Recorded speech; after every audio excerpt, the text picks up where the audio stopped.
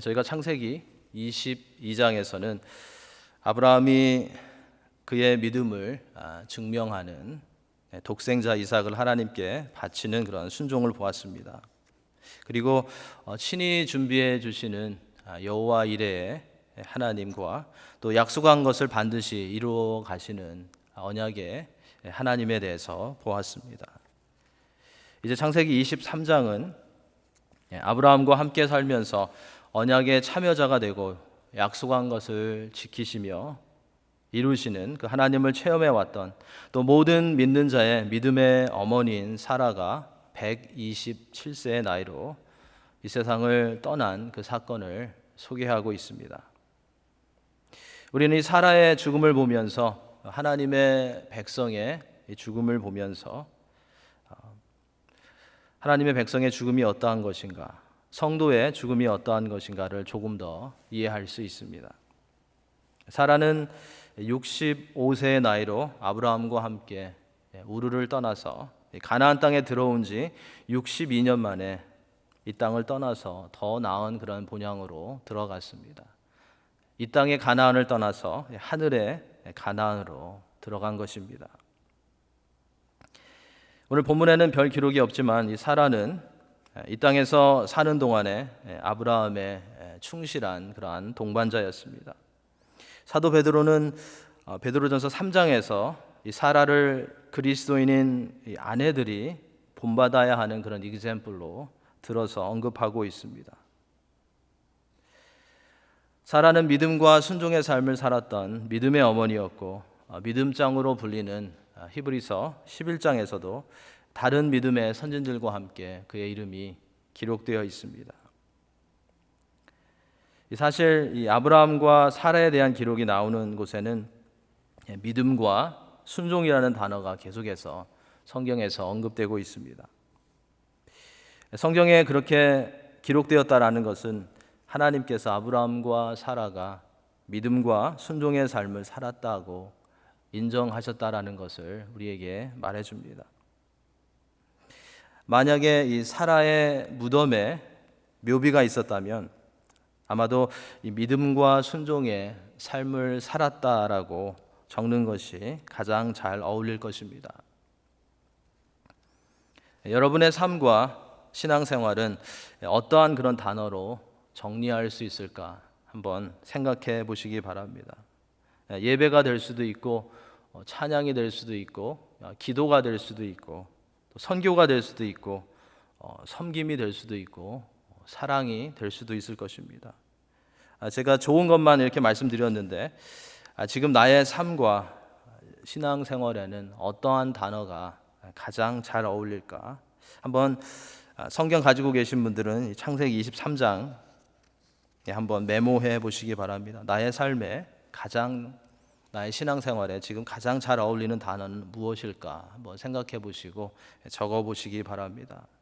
오늘 말씀을 들으시는 가운데 이 땅에서 내가 사람들에게 어떠한 그런 평가를 받고 있는지, 그리고 주님께서는 나를 어떻게 평가하실까 한번 생각해 보시기 바랍니다. 사라의 죽음으로 아브라함이 슬퍼하며 애통했다라는 그런 기록이 나옵니다. 아브라함이 슬퍼하며 애통했다라는 이 기록은 우리가 사랑하는 이들을 먼저 떠나보내고 우는 것은 내추럴한 것이라는 것을 우리에게 말해줍니다. 눈물은 하나님께서 주신 위로와 치유의 그런 방법이라는 것을 알 수 있습니다.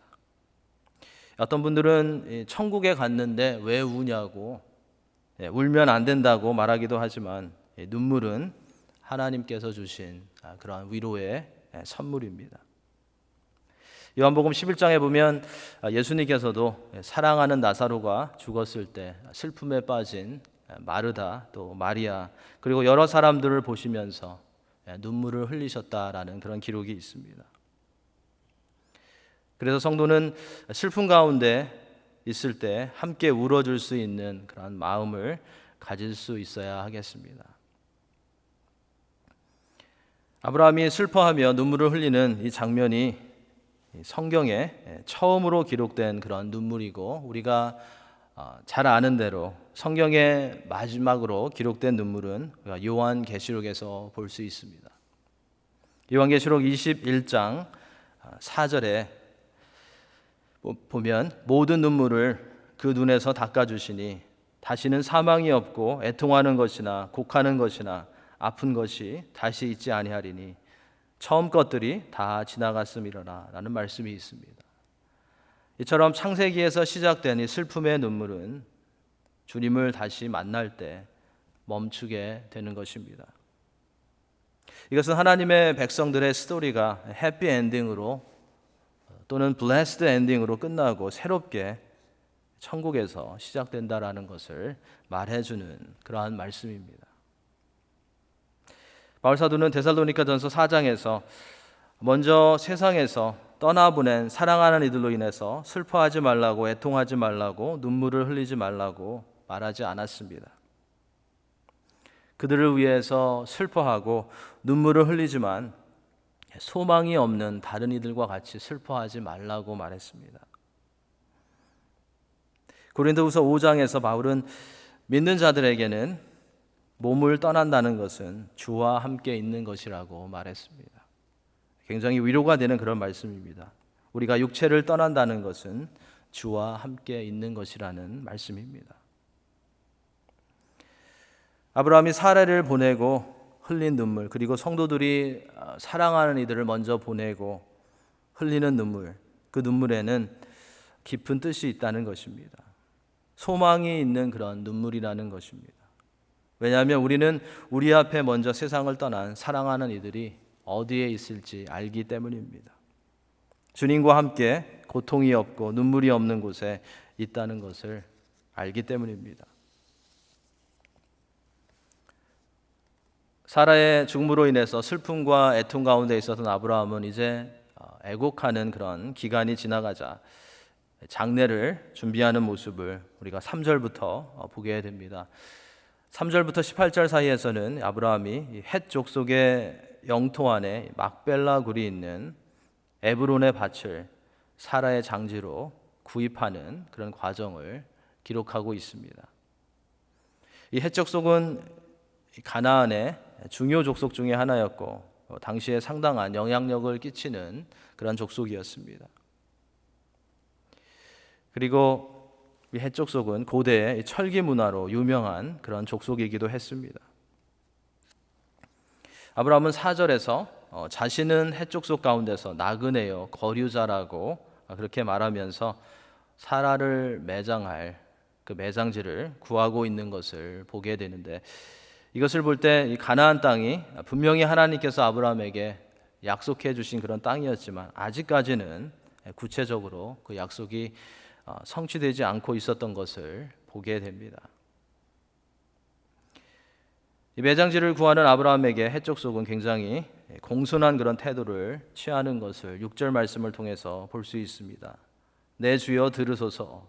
당신은 우리 가운데 있는 하나님이 세우신 지도자이시니 우리 묘실 중에서 좋은 것을 택하여 당신의 죽은 자를 장사하소서.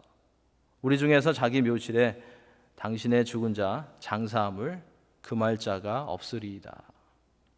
헷 족속이 아브라함을 존중하고 매장지에 대해서 금할 자가 없을 것이라고 말하는 것을 보면 아브라함이 헷 족속 가운데 나그네처럼 살아왔지만 좋은 그런 영향력을 끼치고 있었음을 우리가 알 수 있습니다. 이방의 족속들 가운데서도 존경받는 그런 삶을 살아왔던 것을 볼 수 있습니다.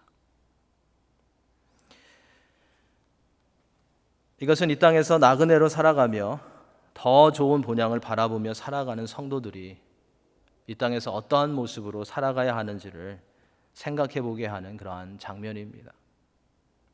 하나님의 자녀들은 어디에 있든지 또 어떤 사람들 가운데 있든지 하나님의 능력을 나타내고 선한 영향력을 나타내는, 선한 영향력을 끼치는 그런 삶을 살아가야 한다라는 것을 우리에게 가르쳐주는 그런 장면입니다. 이것이 본향을 향해서 가는 성도들에게 하나님께서 주시는 그런 미션이라는 것입니다.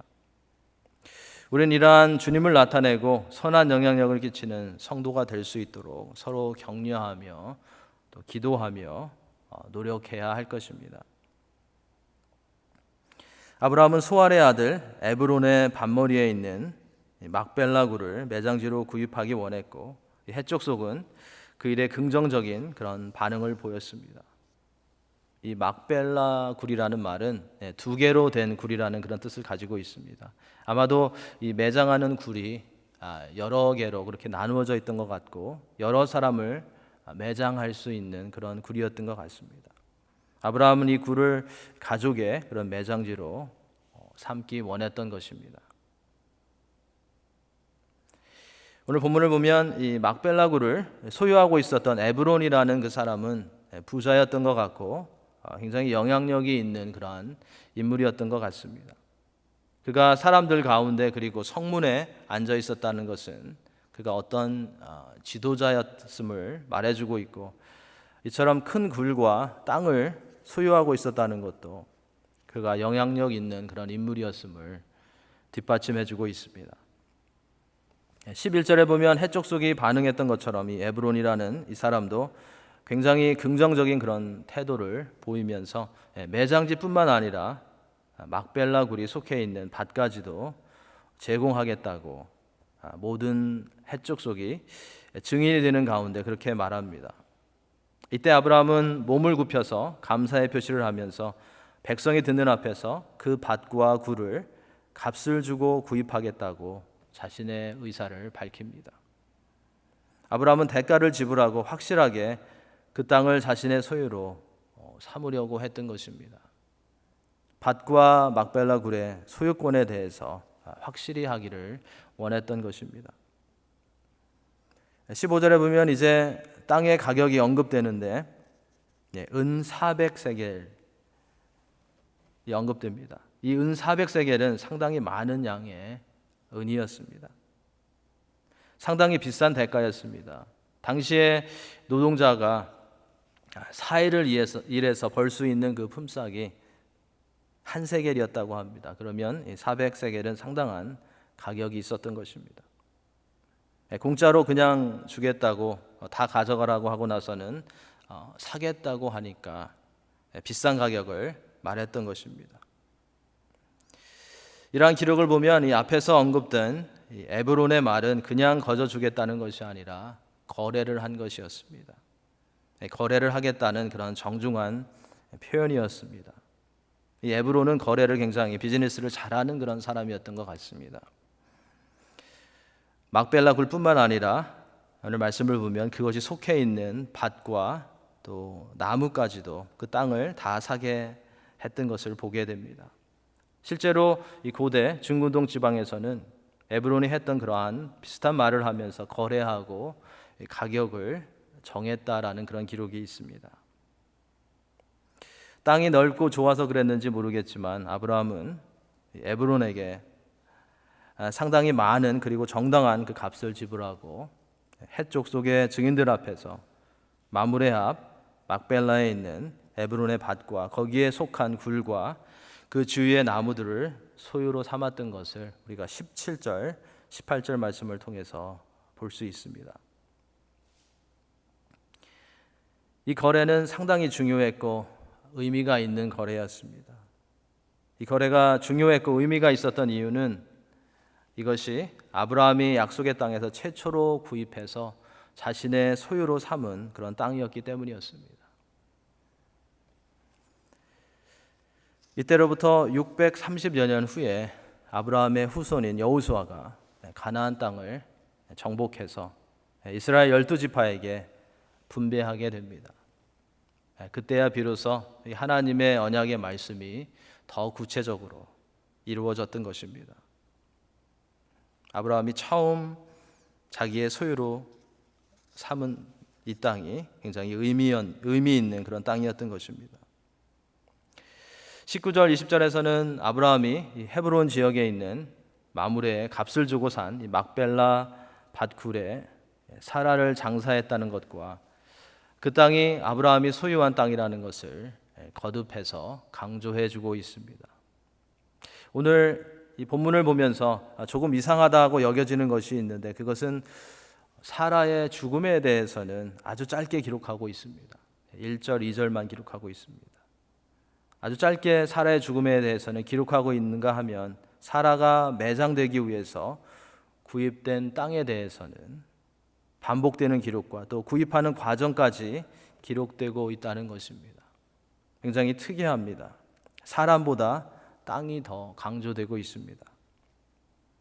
창세기의 저자가 이렇게 많은 분량을 할애해서 이 부분에 대해서 상세하게, 땅에 대해서 상세하게 기록하고 있는 것은 분명히 독자들에게 무엇인가를 보여주기 위한 것이었을 것입니다. 사라가 가나안 땅 헤브론에서 죽었다는 기록, 그리고 아브라함이 정당한 값을 주고 구입한 땅도 가나안 헤브론 지역에 있는 마물의 땅이라는 것을 강조하고 있는 것은 가나안 땅이 하나님의 약속대로 이스라엘 백성들에게 주신 그런 땅임을 보여주기 위해서였던 것입니다. 이 기록은 창세기를 읽는 독자들에게 가나안 땅이 그들의 조상들이 살았고 믿음의 조상이 살았고 죽었고 매장된 약속의 땅이라는 것을 리마인드 해주는 그런 역할을 했던 것입니다. 분명히 후손들은 특별히 출애굽해서 광야 생활을 하고 있는 1차 독자인 창세기의 1차 독자인 이스라엘 백성들은 이러한 기록을 보면서 가나안 땅을 더 사모하게 되고 약속을 지키시는 하나님을 새롭게 바라볼 수 있는 그러한 기회가 되었을 것입니다. 창세기를 계속 읽어보면 실제로 이 땅에 사라 이후에 아브라함과 이삭과 야곱과 또 그의 아내들이 장사되었다는 그런 기록이 있습니다. 사라의 죽음, 그리고 아브라함이 사라의 장사될 땅을 구입하는 이런 내용을 다룬 오늘 본문을 통해서 우리가 몇 가지 중요한 그런 교훈을 얻게 됩니다. 첫째로 오늘 본문이 우리에게 주는 교훈은 성도는 단순하며 하나님께서 인정하는 그런 삶을 살아야 한다는 것입니다.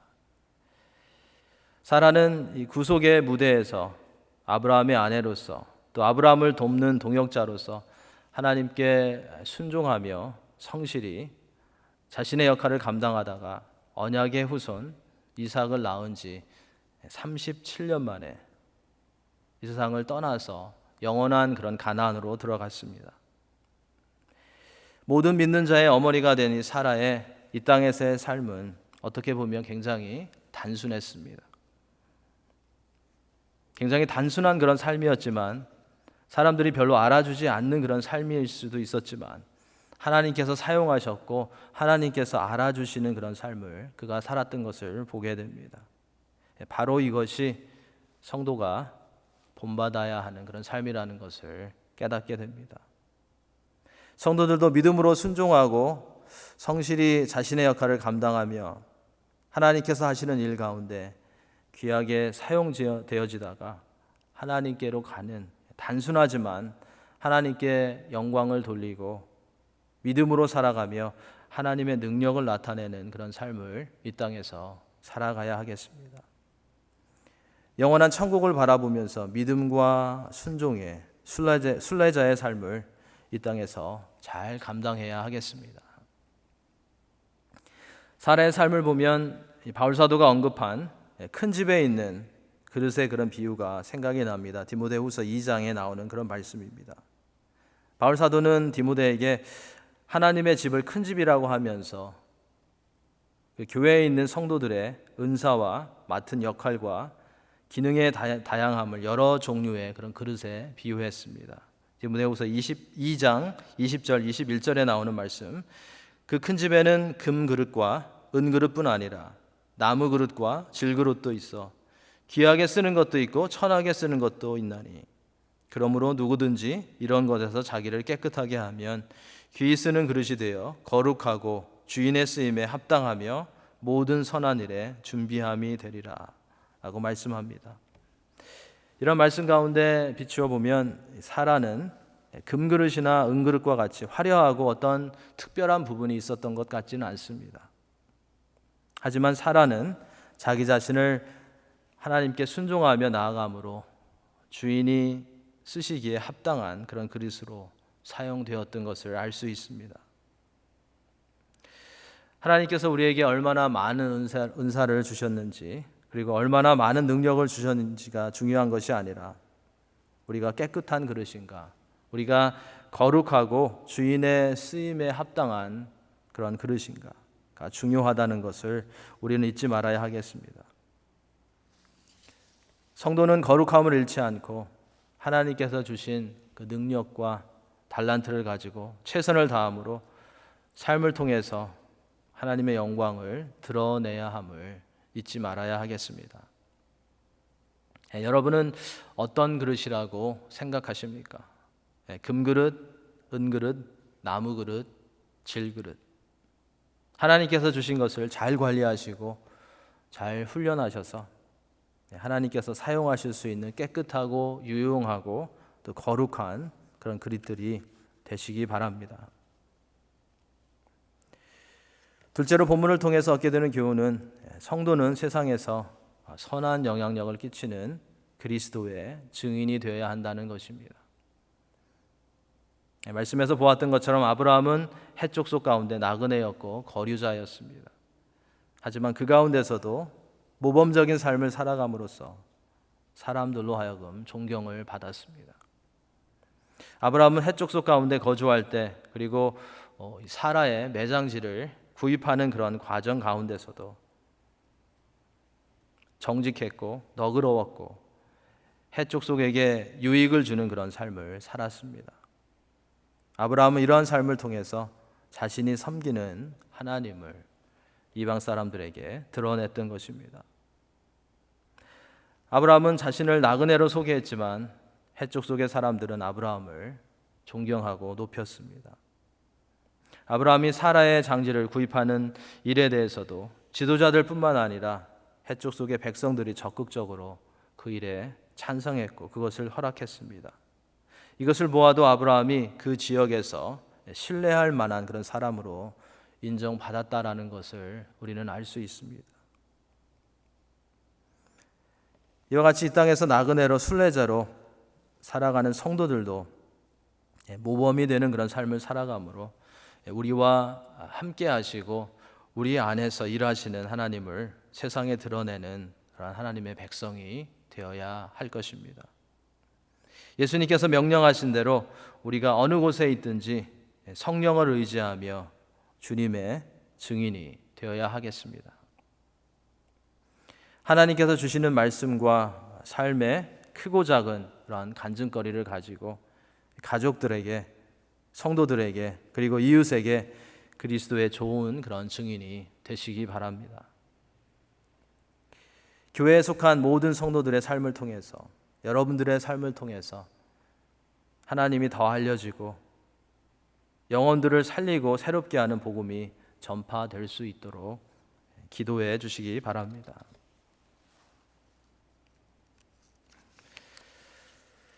마지막으로 오늘 본문은 하나님의 백성들의 죽음은 더 좋은 하늘의 본향으로 들어가는 것임을 보여주면서 성도는 더 나은 본향을 바라보는 그런 소망을 가지고 이 땅에서 살아가야 한다는 것을 가르쳐 줍니다. 우리가 잘 아는 그런 내용이지만 다시 한번 우리가 이 땅에서 더 나은 본향을 바라보면서 소망 가운데 살아가야 한다는 것을 오늘 본문이 우리에게 강조해 주고 있습니다. 본문에서 우리는 믿는 자들의 죽음에 대해서, 그리고 슬픔에 대해서 생각해 보았습니다. 열국의 어머니의 사라의 죽음과 아브라함이 장례를 준비하는 그런 모습은 우리로 하여금 하나님의 백성들의 죽음, 또 성도들의 죽음에 대해서 큰 위로가 되는 그런 사실을 가르쳐 주었습니다. 구약 성경에서는 이 하나님의 백성들이 이 세상을 떠난 후에 어떻게 되는지에 대해서는 아주 조금만 기록하고 있습니다. 힌트만 주고 있습니다. 그런데 놀라운 것은 구약시대의 하나님의 백성들은 그 가운데서도 하나님께서 그들을 영접하신다라는 그 부분에 대해서는 확신을 가지고 있었다는 것입니다. 시편 73편 24절에 보면 주의 교훈으로 나를 인도하시고 후에는 영광으로 나를 영접하시리니 라는 말씀이 있습니다. 시편 49편 15절 말씀을 보면 그러나 하나님은 나를 영접하시리니 이러므로 내 영혼을 스올의 권세에서 건져내시리로다. 음부의 권세에서 건져내시리로다라는 말씀이 있습니다. 이것은 하나님이 그들을 영접하실 것이고 영생이 있을 것임을 확신하는 그런 고백이었던 것입니다. 아브라함의 슬픔과 사라를 장사하는 그런 과정은 힘들었지만 그 장면은 하나님의 백성들에게는 우리가 이 땅의 순례자이고 우리에게는 더 나은 본향이 있다라는 것을 보여주고 있습니다. 더 나은 그 본향을 바라보게 도와주고 있습니다. 하나님을 신뢰하고 순종했던 사라의 장사는 그가 하나님 품에 있다라는 것을 증언하는 것이었습니다. 이처럼 하나님의 백성들의 장례는 천국을 바라보게 하고 미래에 있을 성도의 몸에 부활을 증거하는 것임을 우리가 기억해야 하겠습니다. 예수님께서 죽음을 이기시고 사망이 쏘는 것을 정복하셨기 때문에, 예수님께서 승리하셨기 때문에 성도는 죽음이나 무덤을 두려워하지 말아야 하겠습니다. 부활의 소망으로 두려움을 극복해야 하겠습니다. 부활의 소망 가운데 우리가 미래에 우리에게 있을 그런 일들을 믿음으로 바라볼 수 있어야 하겠습니다. 혹시 사랑하는 이들을 먼저 떠나보내시고 아브라함처럼 애통과 슬픔 가운데 계시는 분들이 있으시다면 눈물은 흘리시되 성도의 죽음은 더 나은 그런 본향에서의 더 이상 고통과 눈물이 없는 곳에서의 새로운 시작이라는 소망을 붙드시고 위로를 받으시기 바랍니다. 성도들이, 우리가 사랑하는 가족들이 지금 이 땅에 우리와 함께 있지 않다는 것은 이 순간에 주님과 함께 있다는 것임을 확신하면서 그 소망 가운데 하루하루를 믿음으로 걸어가시는 성도님들이 되시기를 축원합니다. 오늘도 우리의 삶에 많은 문제들이 있고 고통이 있고 슬픔이 있지만 더 나은 본향에 초점을 맞추시고 하나님께서 허락하신 순례자의 삶을 믿음으로 잘 감당하셔서 하나님께 영광을 드리고 주님의 나라에 좋은 영향력을 끼치는 그런 성도님들과 또 여러분들의 가정이 되시기를 예수님의 이름으로 간절히 축원합니다.